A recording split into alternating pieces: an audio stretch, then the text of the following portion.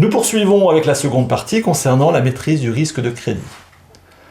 Le risque de crédit se définit comme le risque encouru en cas de défaillance d'une contrepartie ou de contrepartie considérée comme un même groupe de tiers liés. Autrement dit, dès lors qu'une banque prête de l'argent, elle est exposée au risque que la contrepartie emprunteuse ne la rembourse pas. Le risque de crédit ne concerne pas les seuls encours de prêt au bilan de la banque. Il existe d'autres sources de risque de crédit. Premièrement, sur les opérations de marché, quand l'établissement acquiert des instruments financiers dont le remboursement est conditionné à la contrepartie. Par exemple, une banque achetant des obligations et décidant de les conserver jusqu'à leur échéance s'expose à un risque de crédit, soit le risque que l'entité ayant émise les obligations ne soit pas en mesure de rembourser celles-ci.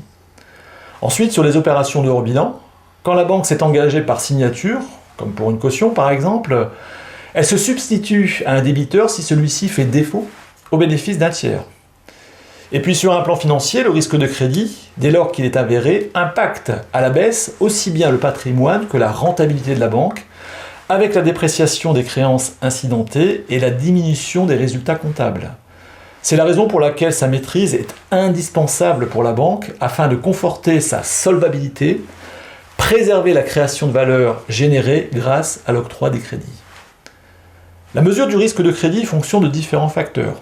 Premièrement, selon la nature de l'opération. En effet, le risque de crédit est plus ou moins élevé selon la durée du prêt et les conditions de taux. Toute chose égale par ailleurs, il est plus risqué de prêter à 20 ans qu'à 5 ans. Tout comme il est plus risqué de prêter à taux variable qu'à taux fixe, comme l'a rappelé dernièrement la crise des subprimes aux États-Unis. Ensuite, le risque est fonction de la contrepartie, soit sa capacité à rembourser. Le risque de crédit sera d'autant plus faible que l'emprunteur est en capacité de rembourser les sommes prêtées. Troisièmement, l'opération de crédit peut être assortie de garanties qui impactent le risque.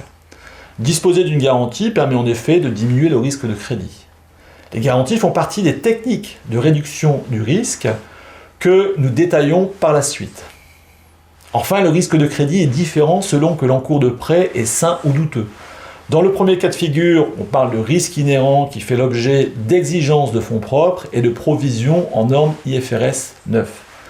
Les encours douteux, quant à eux, concernent le risque de crédit avéré, c'est-à-dire principalement en cas de défaut de paiement de l'emprunteur. Les encours douteux sont également à provisionner, cette fois-ci aussi bien dans les comptes présentés selon les règles françaises qu'en normes IFRS. La mesure du risque de crédit repose également sur l'emploi de méthodes, de modèles, d'outils, dont les modalités principales sont les suivantes. Premièrement, l'emploi de données historiques de perte sur crédit, afin d'intégrer le risque de défaut dans la mesure du risque de crédit, à partir de données réelles puisque observées. Deuxièmement, l'utilisation de modèles mathématiques afin d'anticiper les pertes futures, donc de mesurer le risque de crédit selon des hypothèses et des scénarios, pour ne pas simplement dupliquer des données historiques à un futur par nature incertain. Troisièmement, l'usage d'un système de notation qui permet de synthétiser en une note la mesure du risque de crédit en fonction de la nature de l'opération et de la qualité de la contrepartie. Dès lors que l'établissement bancaire octroie un crédit, il s'expose au risque de défaut de paiement de la contrepartie emprunteuse. Ce risque de crédit dit inhérent doit être mesuré, aussi bien en amont de l'octroi du prêt pour décider des conditions de taux et de durée du crédit, qu'en aval, après l'octroi, dans un souci de bonne gestion des risques et afin de respecter les obligations prudentielles dans le cadre de BAL 3.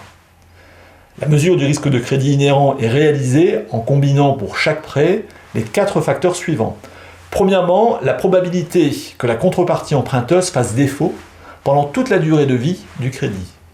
Cette probabilité de défaut est déterminée en fonction de la maturité du crédit, soit la durée restante de remboursement par l'emprunteur. La maturité est ainsi le deuxième facteur. Le troisième facteur est le taux de perte en cas de défaut, soit les sommes non recouvrées si l'emprunteur rencontre des difficultés de paiement. L'exposition en cas de défaut est le quatrième facteur. Il correspond généralement à l'encours de crédit auquel on applique la probabilité de défaut et le taux de perte. Prenons un exemple pour illustrer cette mesure, soit un crédit présentant les facteurs de risque suivants. Une probabilité de défaut de 10%, compte tenu d'une maturité de 4 ans, c'est-à-dire la durée restante à rembourser, un taux de perte en cas de défaut qui s'établit à 40%, un capital restant dû de 10 000 euros, soit l'exposition en cas de défaut au moment de la mesure.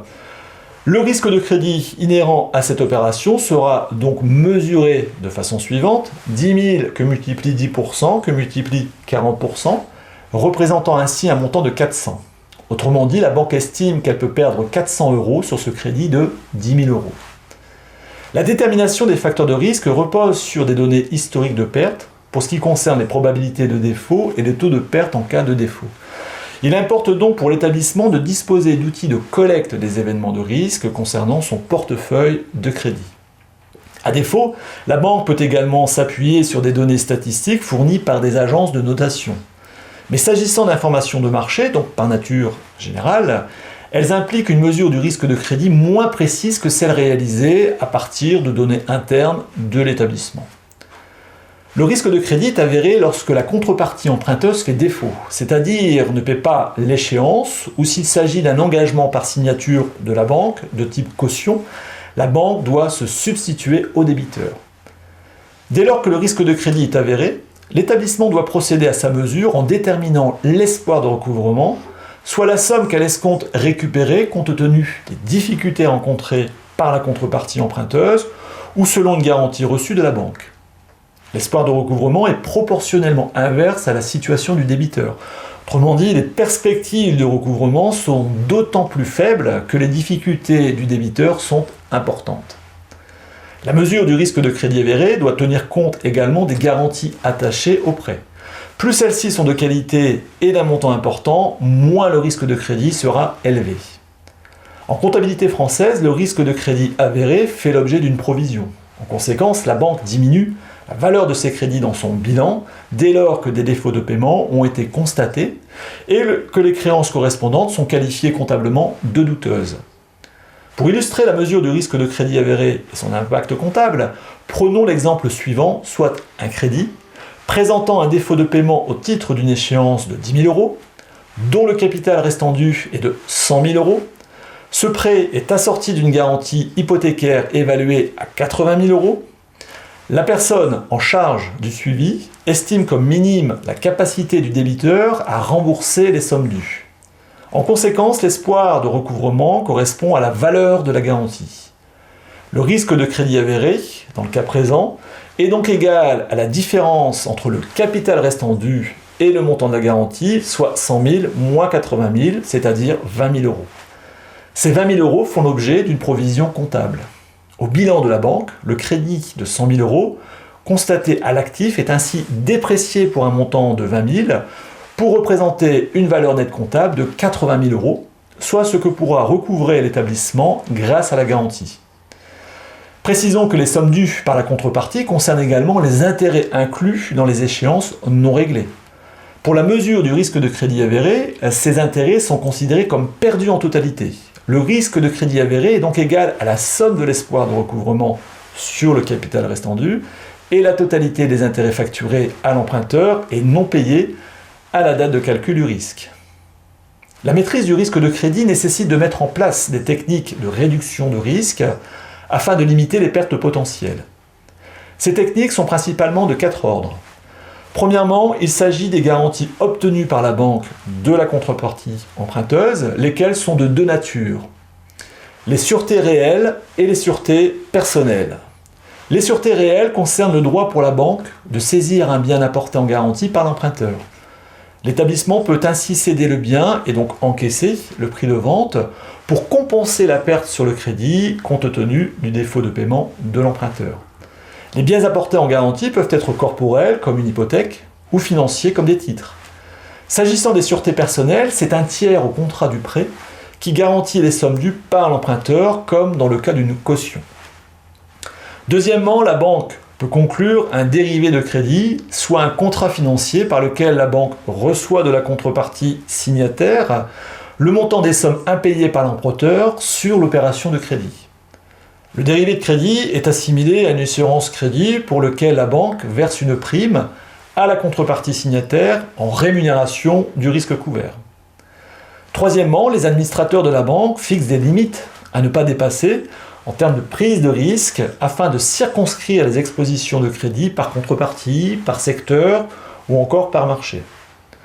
Enfin, le contrôle interne mis en place au sein de l'établissement doit permettre d'évaluer et de suivre le risque de crédit pendant toute la durée de vie de l'opération afin de prendre, si nécessaire, les mesures appropriées pour ajuster les process par trop générateurs de risque. Le contrôle interne correspond ainsi à l'ensemble des dispositifs mis en œuvre au sein d'une banque pour maîtriser les risques. Le contrôle interne est obligatoire dans tous les établissements bancaires sur un plan réglementaire, compte tenu de l'arrêté du 3 novembre 2014. En matière de gestion du risque de crédit, un système de contrôle interne adapté, notamment au regard des exigences des autorités de contrôle comme la BCE, présente les caractéristiques suivantes. Premièrement, les contrôles sont déterminés à partir d'une stratégie et des objectifs clairement exprimés en matière d'opération de crédit. Ensuite, il est nécessaire d'allouer des moyens suffisants pour l'atteinte des objectifs et de déterminer un niveau de fonds propres adéquat pour la couverture des pertes inattendues sur les crédits. Troisièmement, il importe que l'établissement dispose d'un système de notation des contreparties pertinent et robuste afin de mesurer les risques encourus de l'octroi du crédit jusqu'à son remboursement.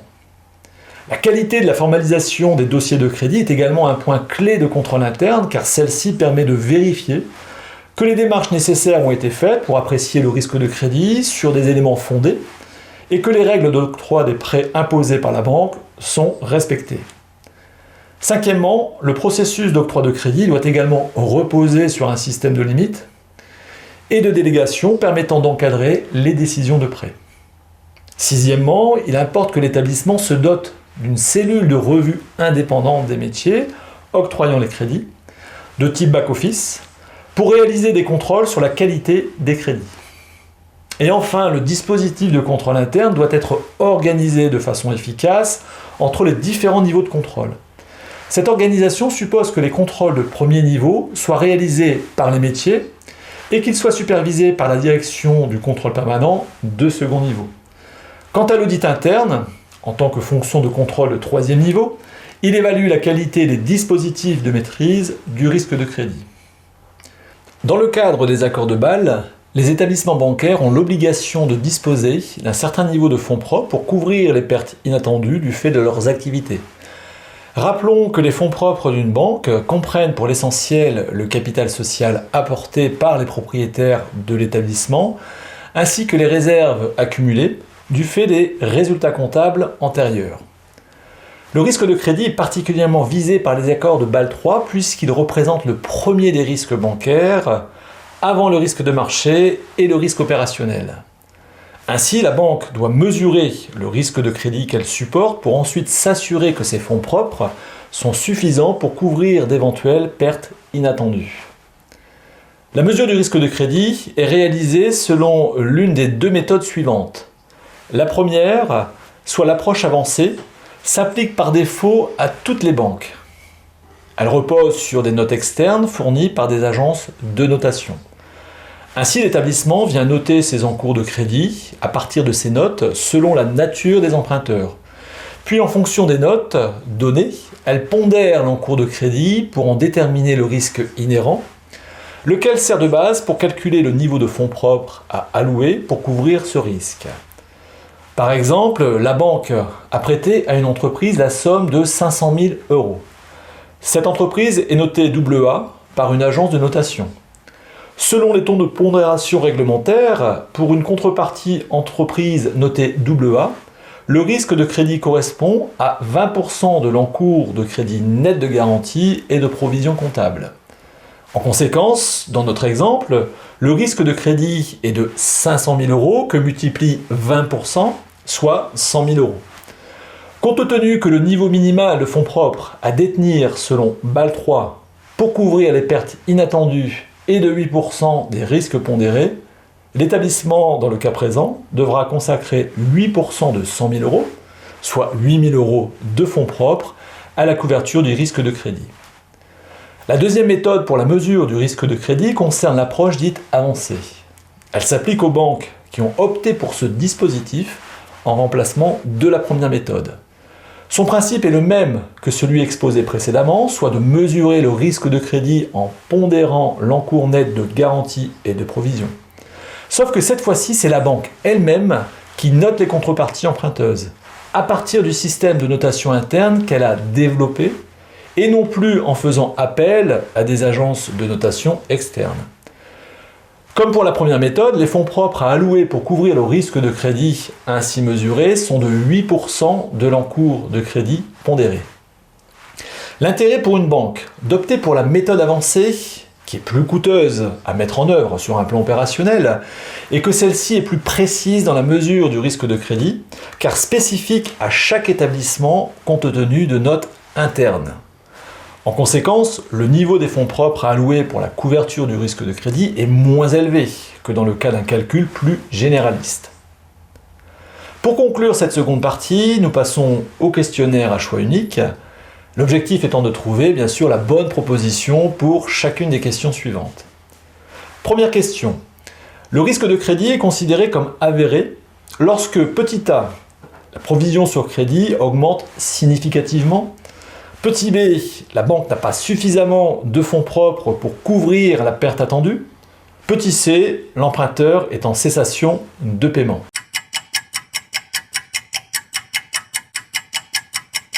La bonne réponse est petit c.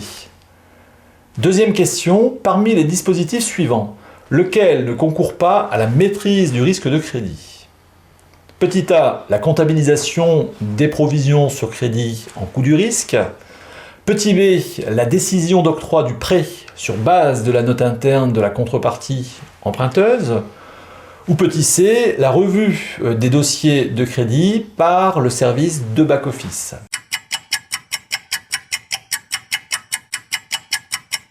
La bonne réponse est petit a.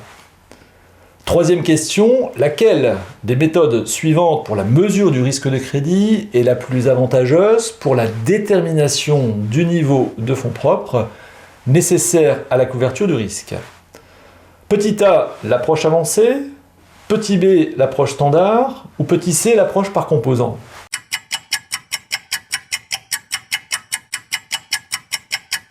La bonne réponse est petit a, l'approche avancée.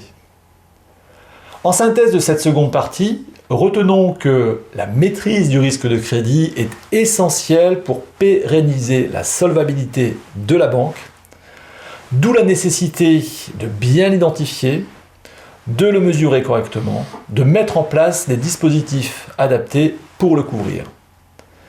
La mesure du risque de crédit est à réaliser à chaque phase du process de crédit, de l'octroi jusqu'au remboursement. La banque ensuite peut mettre en œuvre des techniques destinées à réduire l'impact des pertes potentielles.